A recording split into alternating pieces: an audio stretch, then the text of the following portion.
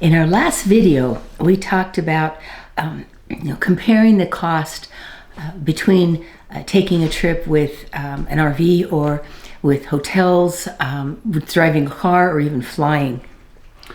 And in that video, we had a number of questions or comments that came up over and over again. Actually, two in particular. So we wanted to talk about those. Sure.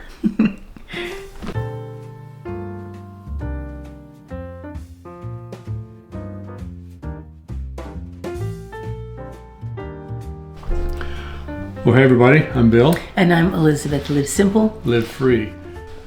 Now, the first thing that we want to talk about is that we got quite a few comments of people saying that our numbers that we presented were off because we did not include the cost of buying or maintaining an RV, and also that for a lot of people an RV is a third vehicle, and so you can't just compare an RV to a car if you're going to have to buy a third RV, a third vehicle.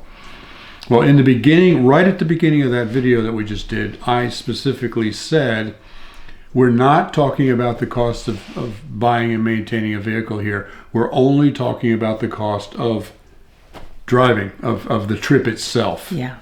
So, I mean, that's obvious. If you need to buy an RV because you don't have one, that's going to be a big expense. Yeah. But there was really two purposes for the video that we just did. One is if you already have an RV, and you're considering taking a trip, is it cheaper to actually take the RV or is it cheaper to fly? And basically what we decided was that if you're going to drive a long distance and stay for a day and drive a long distance back, it's probably going to be cheaper to fly. And the other thing is, if you're considering buying an RV, is it worth it? And it depends on how much you're going to use it. Oh, absolutely. You know, I have known of people who were well off who would buy a big, beautiful RV, $200,000 full-size RV, one or $250,000, one that looks like it was built in a Greyhound bus. You know the kind I'm talking about? Yeah. I've seen them sitting in their driveway, and I know that they only use it for the 1 or 2 weeks of vacation that they have in the summer, and the rest of the time it just sits there. I've never understood that. Yeah, or if they're not, don't have a place to park it, they end up paying for somewhere to be able to keep it sheltered. But, you know, if you're going to do something like that, for the cost of an RV, you can afford to do an awful lot of trips, flying first class, staying at 5-star hotels, getting limousines to get you there. So, I mean, obviously there's going to be cost to buy it and or maintain it. Another thing that several people said was, for most people, it's a third vehicle. It's just people don't drive their vehicle their RV as a daily driver. And most families have 2 cars. And then, cars, and then they buy an RV on top of it. Yes, absolutely, I agree. That's not the case with us. Yeah. For us, that's our only vehicle except for my motorcycle, and that works for us because we don't drive much. Neither one of us commute to a job. Yeah. This right here. This is our job. Right. Well, and any place that we have to go, whether it's in Virginia or down here in Florida, honestly, is a very short distance. Yeah. Things that we do on a regular basis just doesn't take us that long to get there. So we kind of figured that in, you know. In fact, the only thing we are concerned about sometimes is making sure we don't put too much wear and tear on the actual truck. Yeah. So yeah, if somebody's, a family needs a couple of cars, and then the RVs, in addition to it, they have to do a lot of commuting miles. It's a very different situation. Right. We pretty much, for ourselves now at this age, have the philosophy of, basically something in, something out. We didn't need the other car, and so we have just the truck and Bill's motorcycle. Now that's good, because if I have to be somewhere and then he has to go somewhere, we're in warm climates in either place, and so he can take the motorcycle. Yeah, since we're in Virginia in the summer and Florida in the winter, I can ride the bike year round. Yeah, so that works out, really well. And in both places, our church is about a mile away and the grocery store is about a mile away. So we just don't do many miles. So paying the extra gas for that is just not a problem. And a lot of people were concerned about driving such a big vehicle for an everyday use. Yeah, I handle it very well. I can't go through drive-ups, Right. like if I want to go to It's the too tall. bank or it's too tall or get something at CVS. So you park and you go in. It's not a big deal because it's 10 feet 10 inches. So I have to watch overhead, clearance. But it fits into a parking spot. And, Bill may a lot of times just pull in somewhere and then he happily backs back out. I find pull-throughs whenever I possibly can. Yeah. But I drive it all the time and it hasn't, really been a problem. Because I worked with it until I got used to the squareness, the wide squareness of it. Right. So yeah, basically we didn't talk about that. We talked about it very basically at the end of that video. Just talking about the savings for a long-term trip compared to hotels. You might be able to put a little bit of that money towards the purchase or maintenance, but we didn't cover it much, and we know that. We said that at the beginning. Well, the main thing we said at the end was that if we had gone out and had a $15,000 car compared to $35,000 used vehicles, how quickly could we pay that off by the savings on a trip? Right. And so that was a kind of a different thing. I mean, we bought this covered trailer. So as soon as we get back from a trip we're going to be taking, that's the other one is going on the market and we're going to sell it. We just don't keep extraneous things around that we don't need. Another question that I heard several times, and I just thought of this, is what about insurance for the RV? Is insurance cheaper than a car? I think generally for an RV it usually is because you don't do nearly as many miles on it. Yeah. That's not the case for us because since we bought a U-Haul, it's considered a commercial vehicle. Yeah. And so insurance on a commercial vehicle is more expensive than it is on a car or an RV. Now we can possibly get that changed. What we have to do is actually go to the Florida DMV, and apparently, I'm just starting to research this, but apparently they can actually do an inspection of the vehicle and reclassify the registration as an RV, and then I can get the cheaper insurance. But I think the inspection, it's got to be self-contained, and it's got a whole bunch of different things that it has to have. Yeah. So if you just make a camper out of a van, it's not going to work. Yeah, they have certain requirements. And also, because this is our main vehicle, we're not going to get the kind of RV insurance that you have where the only time you use it is just for recreational purposes. Right. And that's okay. Right. I don't have a lot of other vehicles to insure. Motorcycles are not expensive to insure, so it's not overwhelming. No. So now we did have people also really talking about how we said that it would be like $100 a day for the two of us to eat in restaurants, or $50 a day for us to just eat cooking, like in the truck. People vary so much with that. Some people said they spend much less than that. There are those that are like, well, when we're traveling, we just get breakfast at the hotel and then we get one more meal, and it works out really well. Well, there's a couple things we wanted to kind of talk about with that. One is that I very seldom can ever, if I was traveling in a car and staying in hotels, motels, I very seldom can actually eat the breakfast there. Sometimes they have full breakfast, but usually it's kind of a continental breakfast. And because she has to eat gluten-free, she usually can't eat anything that they have there. I can't have the cereals, I can't have the beautiful donuts or the bagels or anything like that. So that isn't always a given that we're going to have the kind of breakfast I can eat. The other thing is that because also that I have to be very careful, we don't eat a lot of pasta meals. We don't eat a lot of meals that have any kind of a carbohydrate base that's made with wheat or barley or rye.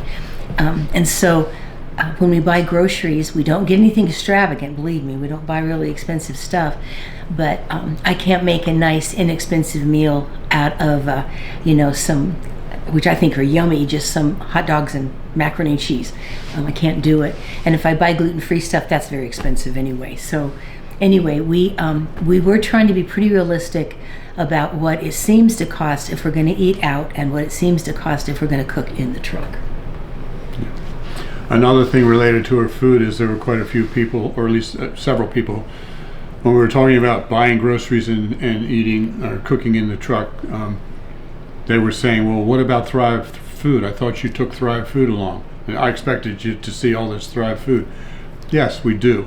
Yes. But there's two things there. Is the video that we made was for general viewership, not for our Thrive Life consultants. Yeah, for So everybody to maybe we benefit just from. recognize that not everybody has Thrive Life freeze-dried food, and many people that watch the video might not even know what it is. So we just kind of try to figure it for a more general viewership than just our Thrive. Yeah. But also, yes, we do have it. We take it with us. It's convenient. It's easy. Oh, yes, And- light. Yeah. And there might be a concern about the cost of Thrive Life, but it's hard to understand this when you look at the website at the prices, because a lot of people think that Thrive Life is way overpriced compared to grocery store food. It's not. It's not at all. For one thing, when you look at a large family can of peas, for instance, it looks like it's really expensive compared to what you'd buy at the store. But you go to buy at the store and you buy like 2 packages of frozen peas for 2 or 3 meals. The can of Thrive Life freeze-dried peas. When we first started, we were using peas. We like peas. We were using peas 2 or 3 times a week, and that first can lasted us over 2 months. Yeah, you're buying in bulk. That's one thing you have Yeah. to realize. You're actually buying, in bulk, and it lasts, pretty well. So it's just not nearly as expensive as it looks like it is. And also, a lot of the people leave one thing out of the equation when they're trying to compare costs, and that is spoilage rates And waste. and Yeah. waste. Several studies have been done that have found that Americans throw away, because of waste, anywhere between 25 and 40% of the food that they buy. That blows my mind. Either they don't, it goes bad before they use it. Celery, mushrooms, Yeah. strawberries, those kinds of things, they Yeah. go bad very fast. And so you end up throwing them out if you don't use them within 2 days after you buy them. The other thing is that a lot of people cook meals that are too big for that one meal because they feel like they have to use the whole package of whatever they've got. So then they don't waste it before it gets cooked. They cook it, they eat it, and then they take the leftovers and put it in the refrigerator and then throw it away 3 weeks later. Yeah, I mean, we got to be honest. We've had the same struggle in our life. You're sure that when you put something in there, you're going to end up using it as a leftover. And usually by the time it's green, you realize that's not going to happen. Yeah. Just as well. And another aspect of waste is if I, let's say, buy a couple pounds of hamburger and I'm going to fry it up, a lot of the weight of that hamburger is going to be the fat I'm going to pour off. I buy broccoli, I cut off a big chunk of the really woody pieces to get to the good florets. There's so much that we buy, like fresh or whatever, that you can't use all of it, but you are paying for all of it. And so that's one thing I really like. If I'm using any of the Thrive Life meats or fruits and vegetables and things like that, I get what I need. I can use every single speck of it. And so that has been another factor, I think, in terms of waste. Yeah, so you're not going to waste any of it beforehand because of spoilage. Also, you can cook the exact amount that you Yes. need. If you're just by yourself and you just want one bowl of soup, you can cook one bowl of soup, just a little bit of each ingredient. In fact, that's one of my favorite things. There's absolutely no waste at all. So the cost actually is right across the board comparable to grocery store cost.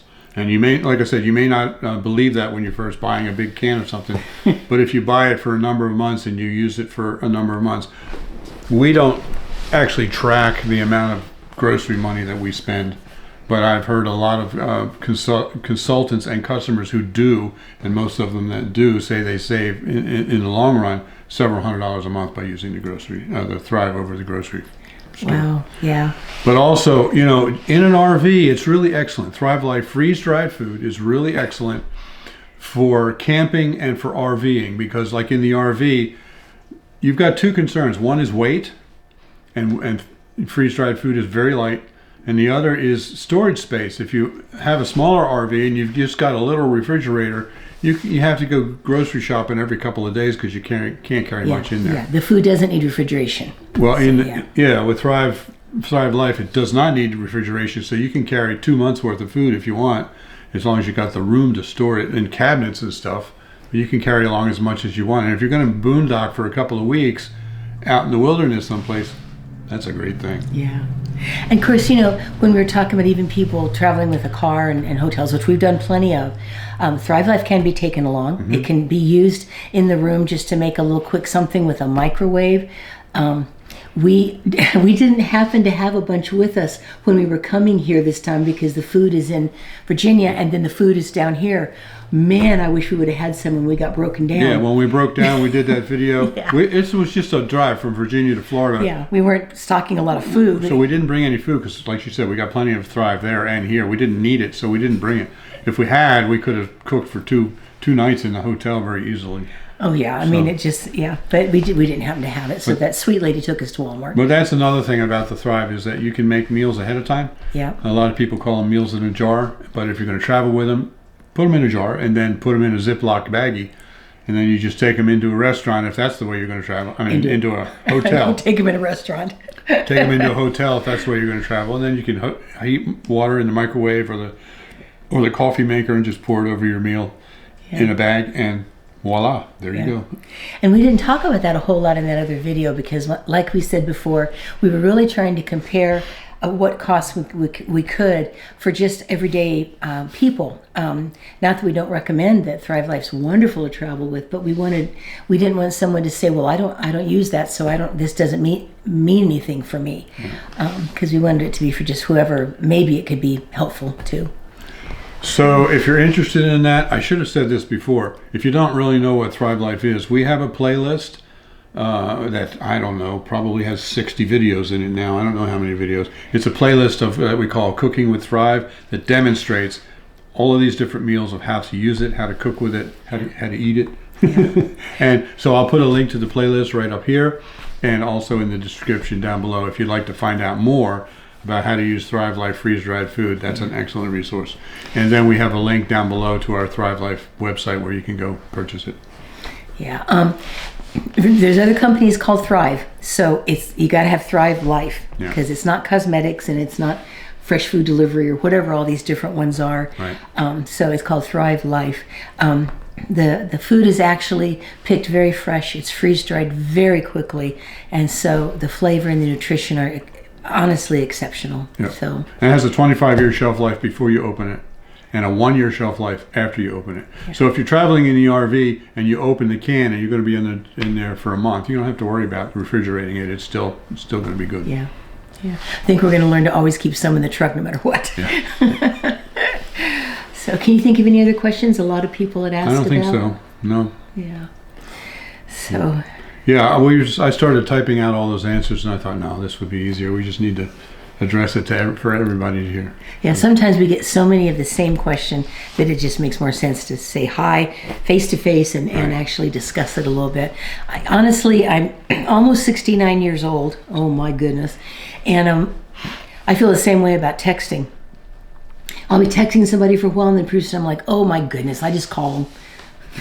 Sometimes it's quicker and easier just to say something. By the way, one more little follow-up on the breakdown that we had 2 videos ago when we broke down in Georgia and the front wheel was like that and so it's fixed now and the tire, because we drove 8 miles on it with it like that, drove very slowly, but I pretty much destroyed the tire, wore the inside tread out. So I just made an appointment, and tomorrow I'm going to be getting 2 new tires in the front, and I'm going to have a whole front end inspection, because a lot of people said, well, if that side broke, you should check the other side too. So I'm having the whole front end inspected, getting new tires on it, so we should be good to go. Right, and probably just have them take a look. There didn't seem to be anything wrong with the back, but we're just going to make absolutely sure that everything's fine. Right. Now, we don't have any big trips planned for that until sometime this summer, but anyway, just thought you'd like to know that because several people mentioned it. Yeah. So. Yeah, that's another question. It's just a different video. Right. Okay. All righty. So, thanks for watching. Yeah, live simple. Live free. You be blessed. All right, we will be back with you guys soon, and we're excited about a coming trip we're going to share with you. Yep. All right. Bye-bye. Now, I told you that Thrive Life is cheaper, but that we don't actually track our spending on groceries from month to month to actually document it and give you the actual numbers. But here's a woman that does. So here's a short little video, and she's talking about the actual amount of money that she saves by using Thrive Life. Take a listen. My name's Tammy Hogan, and I have 8 children. Yeah, of my 8 children, 5 of them live at home right now. I use Thrive every day. Probably almost every meal every day, I'll put a little Thrive in. I make my children's lunch every day for school. and you can put in a little bag of freeze-dried fruit or some yogurt bites, and then the only problem they have is all their friends eat their lunch for them because they think it's just the best thing ever. Well, as a consultant, I thought, people always say, does it really save you any money? And I thought, yeah, it does. And then I thought, well, if I'm going to tell people that, I really ought to know. And if I'm throwing out numbers of how much you can save, I probably ought to find out for myself, really, how much can you save? So I started tracking, and I've always tracked my books. And so I went back for the past 3 years before I even started doing Thrive. And then I pulled the numbers off my budget, put it on an Excel spreadsheet on a monthly format, and then totaled up the year. Every single month I had savings. Some you have more savings than others, but when I calculate my savings now at the grocery store compared to what I spent at the grocery store before I started using Thrive, I get about a 24% savings. I think where I save my most money is on fresh fruits and vegetables. I don't have to run to the store. I have whatever I need already in my home store, so I'm not buying the extra chocolate or the extra soda pop or the extra things that are on the aisle that are a good deal, and then I end up throwing them away because I never really did get around to using them. Also, I'm not throwing away the spinach that's gone bad or the mushrooms. That saves me gas money. It saves me from buying extra things that I really don't need and will end up throwing away or eating them and gaining pounds. This is my Thrive storage in my kitchen. Some of the things I like the most, the sauces I love, the vegetables and meats and fruits. My favorite things, I actually have bought containers. This fits exactly one number 10 can. So those things that I really use a lot of and always want to buy in a number 10 can, I'll repackage into these boxes because they stack nicely in my pantry. So with that 24% savings, we haven't done anything grandiose with it, but we've been able to help our normal family budget out with it. And that extra money that we've saved has allowed us to let our kids continue on with the things that they like to do. I have 2 daughters that love to play soccer, Tamlin and Kenzie. And with the extra money that I was able to save in my grocery budget by using Thrive, we were able to pay for them to play soccer. We went to a soccer tournament out of state earlier this year, and that was a lot of fun. Think we embarrassed her in front of her friends? Yes, you totally embarrassed her. Awesome. After using Thrive and being able to see the savings that I've been able to have in our own family budget, I will always have a Thrive home store.